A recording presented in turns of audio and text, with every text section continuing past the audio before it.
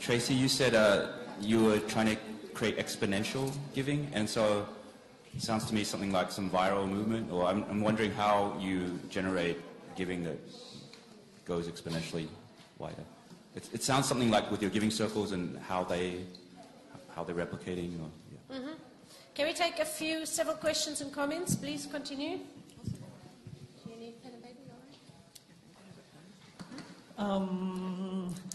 Wow, thank you. I just wanted to comment that about this, the structure that you had about the women's giving and how it affects family, community, and et cetera. And I thought a lot about that because for us, the wealth, the property, the livestock, et cetera, is passed down through the women. And we have this joke. We say that the Navajo divorce is the Diné divorce is putting the man's saddle outside the front door. And so he gets the saddle and the horse is the implication, and everything else stays with the woman. And so I was thinking, well, okay, but what if it's my son, as we were bringing up before, right? So then it's not so happy, right? But then I was thinking, you know, but the man then has the opportunity to go home to sister, auntie, mother, friend, family that way, and we trust that they are going to make sure that all the community is going to be fed. And so it's just been something very empowering for me as I've gone back. My grandparents and parents were taken to the Dutch Christian Reformed missionary schools, and so our culture was deeply literally in my family severed, and so it's been a process of retrieval, and that's what I feel like I bring is that journey between this contemporary modern world and then my journey back, and that's what I want to share with people. But that's been a big consideration for me, is really thinking about what it means to really say that all of those life and death necessities are going to be handled by the women. Thank you so much, Pat. Next, Elana. I'd like to thank Jody to bring up the creativity in the activism movement and in all this serious business we are talking about. And I would like to share my experience with that. I work with mothers who form groups of self-help. They are actually peer-to-peer, especially helping other women in breastfeeding. But then they realize that they have to do more, and it's not just breastfeeding and problems with breastfeeding, but also with birth. So they kind of take care of other mothers coming out from the hospital. And I met them in a group, and they were really out of energy, because it's been 5 years that they would organize conferences, call the experts to talk, and they invested so much. They were really giving, and listening. So they thought that their word is not enough, and that they had to call the experts to tell the others that what they wanted. And at that point, they were desperate, and I thought, well, no. Your word is good, and you have to go get it out in a fun way. And it's like, well, what are you talking about? We are talking serious business. I said, yes, but people don't want to hear serious talks. So they will not listen to you, especially institutions. They will not listen because they are the ones saying serious stuff. You're the mothers, so you have to use another language. And she said, what are you talking about? Like, for example, if you want to make an event, go in the square and sing what you want to say. And yeah, 1 minute. Okay. So anyway, it succeeded, and they are now much happier because they got a van paid by the Mary, and they will go and do this thing, singing around. Grazie, Elana. Because there's so many beautiful people wanting to speak and share, can we not be too long? It would be wonderful. Thank you, Yeo. Thank you. Very quickly. I'm kind of nervous of speaking in front of this audience, but I was invited to be brave this morning, so I'm going to try this. So I want to reflect something of the story that we heard this morning and these stories that we heard, and there's a very important need of a territory to make give culture thrive. And we as modern urban citizens have been extracted from territory. But one of the most evil things that capital system had made us was extract us, our commons, and became them public property. So the difference is that commons belong to no one, but everybody take care of them, but public property belongs to the states and nobody take care of it. So like, let's go out there and reclaim those commons, let's occupy those public states. We have a tool now, they shared us a tool to us to be rebels and conquer back those spaces, and that book is full of beautiful stories and tools for rebellion. That's what we need to rebel. And I just want to share something that I remember when I see the umbrella of security, and it's the words of one of the most wise and powerful women I have ever met in my life. That was, ironically, an illiterate woman that was Comandanta Ramona from the Zapatista Liberation Army. And in a press conference, someone asked her, like, how do you know when you are in a Zapatista community? And she made a pause, think for a while, and said, well, that's a very hard question to answer. But I know that I'm in a Zapatista community when I realize that the best way to take care of myself is to take care of the others and the rest of that. So it really reminded me that model. Thank you. Gracias, compañera.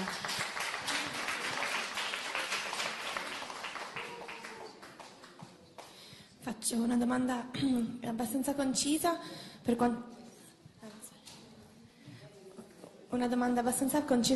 riguarda proprio l'esperienza dell'attivismo, nel momento in cui si è in piazza poi concretamente. Come avete gestito la forte energia ovviamente maschile della folla, il fatto che molte persone vadano in mezzo a questi luoghi di proteste per appunto caricarsi energeticamente e anche un pochino vomitare dentro alcune secondo me problemi personali, che comunque io come donna pacifista, ci provo, quando sono dentro le proteste e vedo attivarsi dei meccanismi di violenza, mi sento molto turbata e non so spesso come reagire.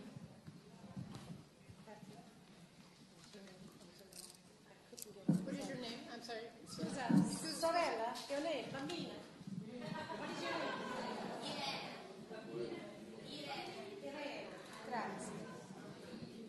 name? Io ho una domanda per Tracy perché sono rimasta molto impressionata dalla sua presentazione, perché ci ha fatto vedere come in 40 anni, insomma più o meno 40 anni, ha potuto raccogliere insomma tutti questi fondi e creare questa fondazione, questa Women Foundation. Però in quasi tutta la sua presentazione ci ha fatto vedere come è stata brava a raccogliere tutti questi soldi che potrebbero quasi oggi salvare la situazione di crisi della Grecia o salvare altre situazioni insomma molto critiche in tanti altri paesi, però non ci ha fatto vedere, non ci ha detto come sono stati usati questi soldi e quali sono i progetti, quali sono le cose che sono state realizzate, a parte quella casa insomma che è stata acquistata e che è stata data poi a questa fondazione, insomma alle donne. E penso che sia più interessante porre anche l'attenzione sui progetti e non soltanto su come sono stati raccolti i fondi, che mi sembra un modo anche un po' patriarcale di raccoglierli, che è quello che facciamo sempre anche nella nostra vita lavorativa.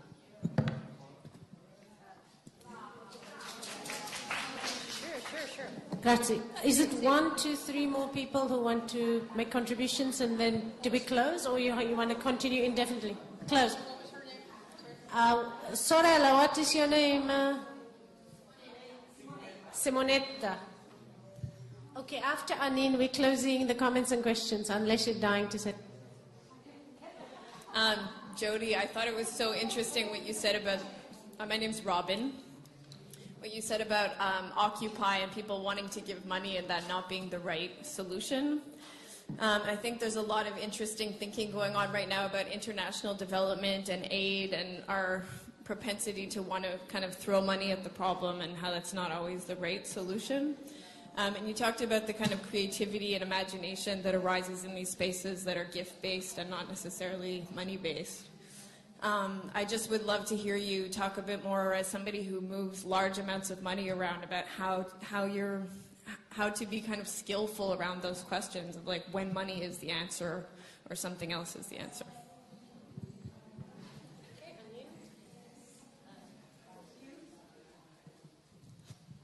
Thank you.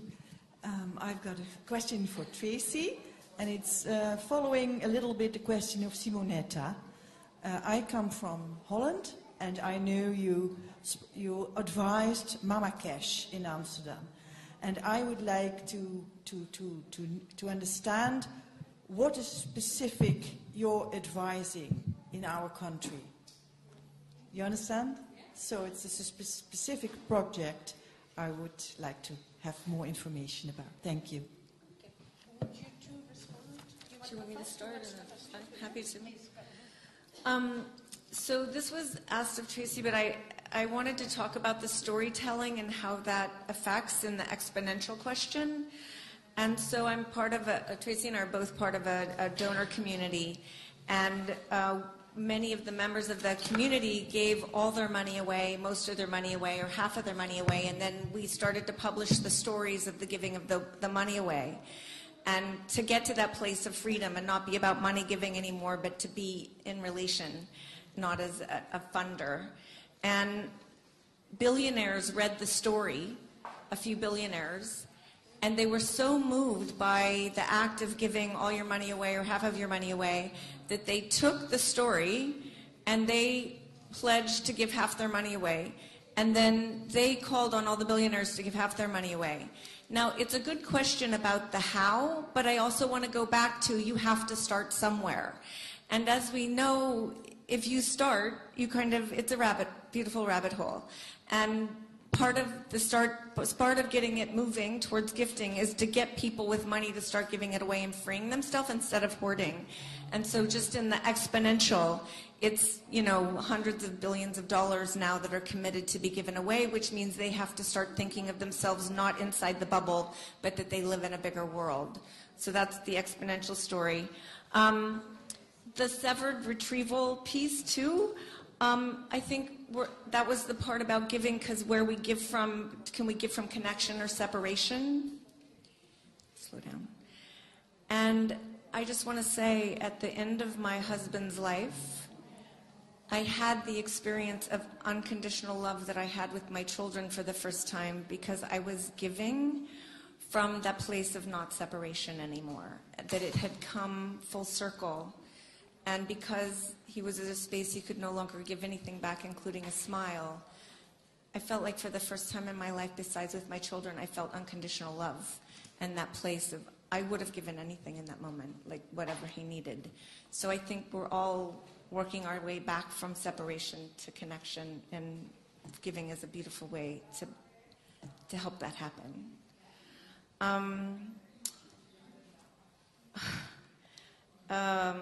Occupying. Where did he go? The MST in Brazil have a beautiful saying, to occupy, resist, and produce. And it's to model. And there are 1,300,000 members of the MST that live inside of a gifting community where they did take the land, occupied land, to give it to produce for, and it's a beautiful model of gifting. And there are many experiences inside of urban that are gifting communities, and I would say Tracy's Women's Building was one of those. Recharging. At Code Pink, we have a saying, the only recognizable feature of hope is action. And I have to say, I'm more destroyed by looking out at the world, at the violence and the pain and the death and the destruction. And so for me, being in the streets is my recharge. is my place where I take my power and my voice and I use it, and that recharges me. I've been arrested 75 times, and I've been in jail many, many, many times. And it's not that part for me. Doesn't take away. It actually, I mean, it's difficult and painful and horrible, but something about why I stood in the street and who I was standing with and who I was standing for. And I think always, even at Code Pink, we kind of sit before we go and think of who are we going for and what are we here to say, because we have the privilege of being in front of power. And I remember saying that to the Code Pink team as we painted our hands red to go into Congress to hold them behind Condi Rice when she was testifying at Congress to say she had the blood of the Iraqi people on her hands. And it became so personal for one of the librarians that was with us that she got close to Condi and she was able to put her bloody hands around Condi's face. And in that moment, the whole world got that photo that no one would speak, but someone was willing to stand in relationship with someone she thought was violent, but that she could be in relationship with her came from the place of who am I speaking for? So she wasn't herself in that moment. She was the Iraqi people, and it gave her the power to do something very powerful. So in being in the streets, I feel if I go with why and who am I there for, no matter what happens, even when they drag me and I hurt myself, it doesn't feel as painful as watching the violence in the world, if that makes sense.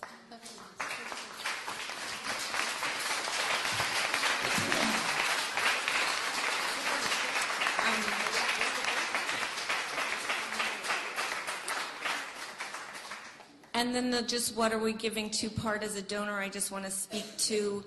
I also try to lead donors very radically out of the giving into the world that calls itself the world, into creating other possibilities. And I'm blown away right now. At the last 3 years, I've really, really been working on that. And I have a posse of women that hadn't even been donors that are leading on agriculture, on new forms, on impact, on new economies. They hadn't even known what the ideas were 3 years ago, and I watched them take off like rocket ships. And so, yes, again, it's not to judge, but to teach. And so whenever I see something that I don't think is working quite the way that would bring us into a new world, I take the opportunity to be a teacher. And I do that by being who I am and by modeling. Thank you, Judy. Tell me your name. Alfred? Okay. There's a few things that are very important to clarify because I'm a donor organizer and a bridge between people of different classes, races, and different diversities. And so I have not been amassing money for my own foundation or my own entities, and I'll explain that in a moment. So the issue of the replication and the circles and what happens, we're really, my experience of women is that we love to give and that we give very freely. Now, I think that's also true of men, but they've gotten much more tied up in the exchange model, right? So we're giving also the gift of all is a perfect example of how generous men can be when they're in a culture of giving, right? So the giving economy, when I read Jen's first efforts back in the 80s, I think it was, when you were doing, your first book was in the 90s, but I saw evidence of Jen's work, I think in the late 80s, and I just thought it was fantastic what she was doing. Many of you don't know that story, and she's very modest, so she won't tell you much about it, but I can tell you that it made me reframe and rethink what I was doing and recognize that actually I was part of the gift economy without having the language of it, that we were able to move these 140 these different models of women's foundations and women's buildings and women's giving circles because they were all given freely. And it was like the more people you can tell about this model and how it works and improve the model, the better the world will be. And so it took off. I showed up periodically, as did a lot of other people, But I can tell you that I've been around to 125 of the 140 women's funds worldwide. And it's just a total high to see how different all of them are, right? So I'll come back a little later. So the replication was books, audio tapes, anything we could do to communicate, social media now, conferences, all, offered actually at a pretty reasonable rate. Pat, this piece about life and death and women being so important to the, our arriving and our sharing our values and passing them on. I learned from the Native American community. I'm in any time I'm in, and I think we all feel this way, that we're conscious and open-hearted and in indigenous culture, we are more generous because that is the energy field that we're in. So I make a deep bow to all that I continue to learn from my the pain and suffering that has certainly happened in those indigenous communities because they're not understood, and also the remarkable wisdom that is now saying to us, it is not too late. We have to keep working at every moment to turn this around. Elena, we've had a long time of speaking, so I love your birth work, and we've had, I know your question was mostly for Jody. Yayo, reclaiming the commons, I really agree with you. I think that this whole piece of Occupy,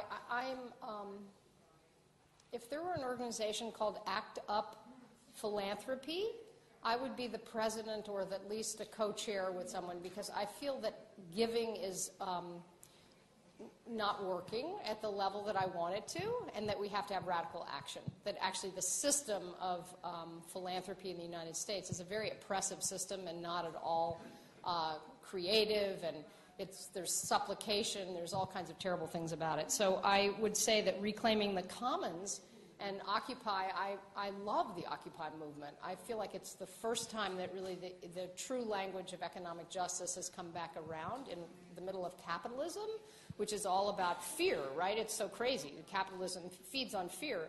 This is a terrible plight for all of us. Irene.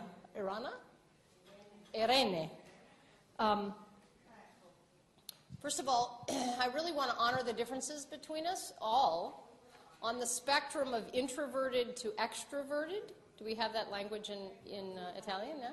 Right? So I'm like an extrovert, right? So I can spend, and I have, days and weeks at conferences and with hundreds and thousands of people. I get tired, but I get energized from it, right? Whereas others get really depleted. So for me, the energy of being on marches and in protests is just a high. It's a total high. So first of all, I'm a very pushy broad, so the men do not scare me at all. In fact, I don't worry about them at all.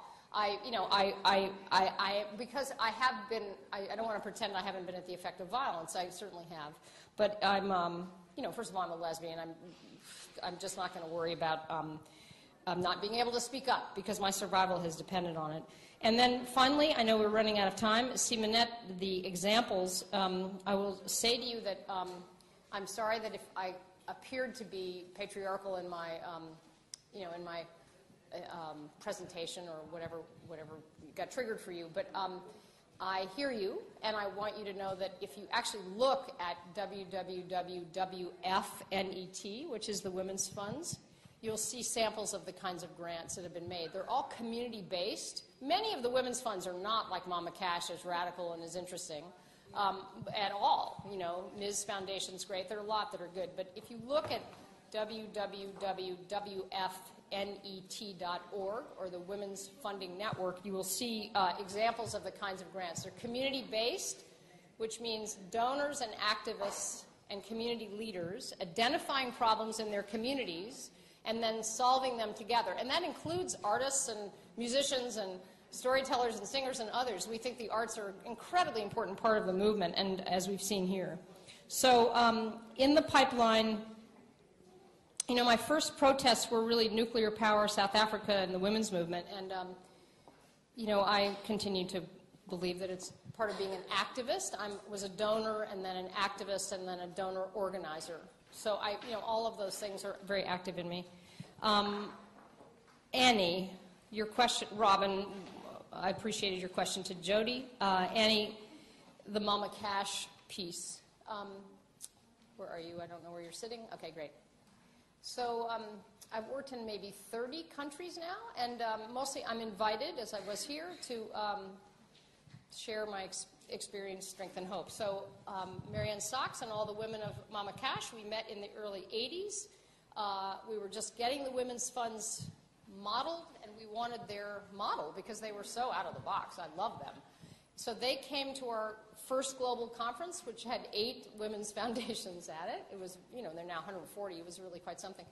And then they invited me because I was organizing Women with Wealth and also going to the banks and asking the banks to stop controlling women's money and that just to let the women organize and say what they wanted for their own money and to stop only talking to the husbands and the men in the family.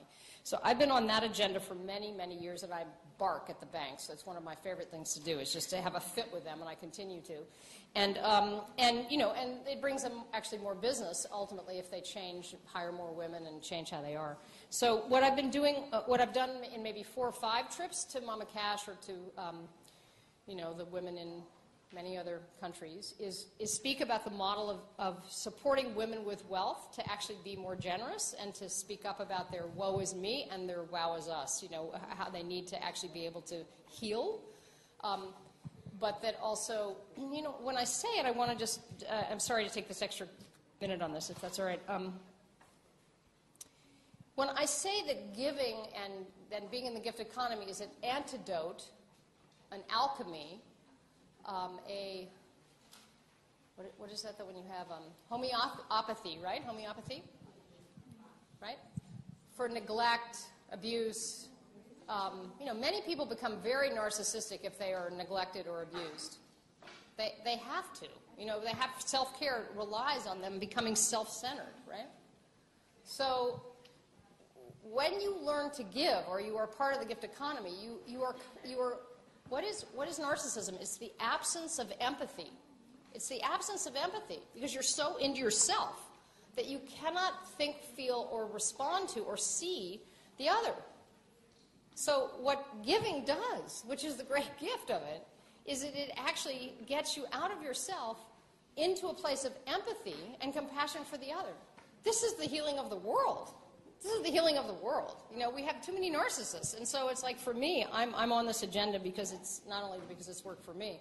So my work with Mama Cash is to bring, is to certainly encourage them all now. I just a cheerleader for the movement because we're all about redesigning at this point. We're about learning, this chapter of my life is about learning to love and listen and be more heartfelt. Hard to do in a presentation like this, but I think the whole thing of having passion and purpose and inspiring people to stand with us. Tomorrow I'm going to bring you the top qualities of social movement organizations by Manuel Pastor. What does it mean for us to be part of a social movement and allow ourselves as the gift economy movement to really think about how some of these other movements have happened and bring, you know, a way for us, I think, to really connect ourselves to that, not only the difference that we have, but also the flow that we have and how we can also energize the other movements. So I just wanted to thank everyone and thank you for the extra time. Unleashinggenerosity.org is how you can find out more about the work I'm doing, unleashinggenerosity.org. Thank you so much.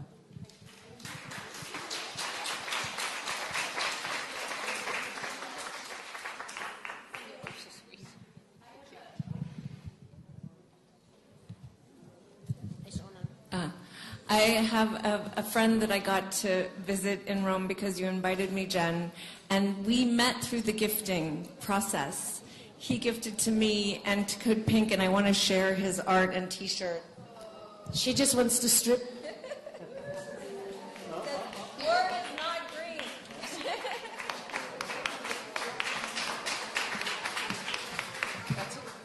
That's Harson's in the back of the room if you want to hear more about his gifting society. That's very beautiful. We want to thank everybody for staying with us during this very powerful session on activism. And we're moving into a new session on spirituality and the gift.